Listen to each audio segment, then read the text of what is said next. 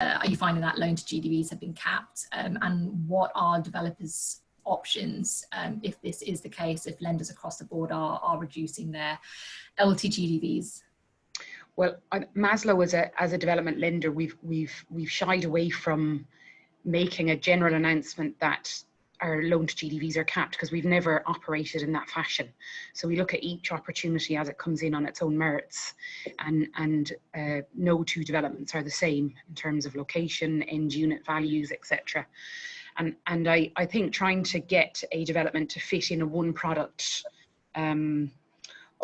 situation just doesn't generally work. Admittedly, we are not at the top of the loan to GDV curve, and I think that being at 70% or above at the moment, unless of course it's massively de-risked through pre-sales, etc., is not a good place to be. And that's not from a lender's perspective, it's also from a borrower's perspective, because should you have delays due to, remember, whilst we're dealing with COVID, we also have Brexit in the background that, you know, it's been slightly ignored by the media at the moment. So it's very, very possible that you have delays with supply of materials, labour. If there's a case of COVID on the site may be temporarily closed for 2 weeks. So being at 70% doesn't give you any leeway to offer the additional support to the client as you progress through the development. So it's probably best to say that, you know, between 55 and 65 is a more sensible place to be.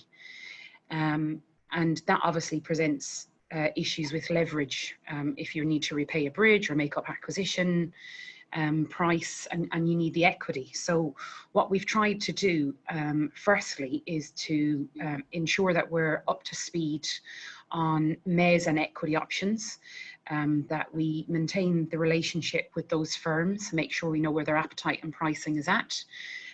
Maybe go one step further and have agreed ICDs in place so that we can progress opportunities with junior in the stack or equity at a faster pace. We have a whole loan option here in Maslow where we can make the introduction for a MES partner, and it was up to the deal team then to run the whole underwriting process to make it swifter and feel a bit more seamless. So all of those, and you have to be able to, I suppose, as a deal team, be able to twist and turn in the current circumstances to be able to assess the opportunities with all of those different elements of the stack included. You know, what does it do to profit? What's the return on equity for everybody? And are we better funding this at 60 or 55? Where does that leave the client? And look at all options and have the, I suppose, the experience to be able to discuss those options with the client and present the options to them.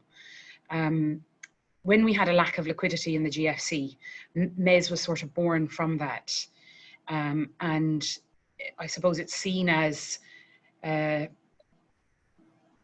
lengthy process, whereas you could just go with senior, but it's not the option anymore.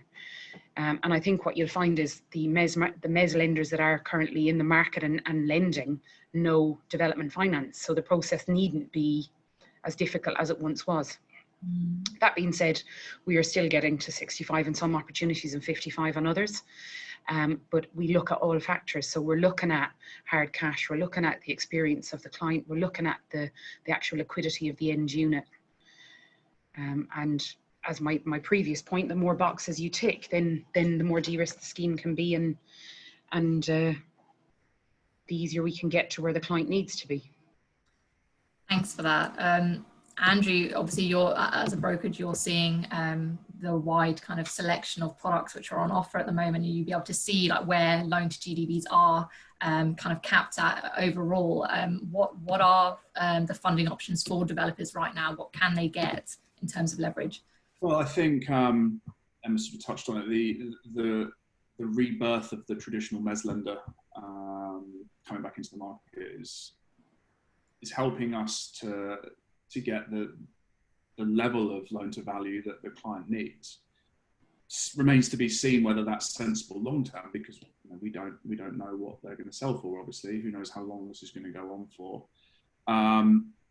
If we get a second lockdown or certainly restrictions are put in place, what does that do for the timescale of a development, and I've got a client at the moment who is getting ready to get on site, but doesn't want to start with the if he's going to have to lock the site down again, because then he doesn't want to draw down the loan and then start paying money on it. And all of a sudden, if he's, I think the original loan was at 70% loan to value, that's been knocked to 62. But if that then if that rolls on and needs extensions on it, all of a sudden any profit in it in 12 to 18 months time is gone. That being said, to try and be on a bit more of a positive note, it does create opportunity for the mes guys and the equity guys, providing the scheme is right. And this again comes back to what I said on the previous question. It's about making sure that you've got the right professionals in place, the client has good experience.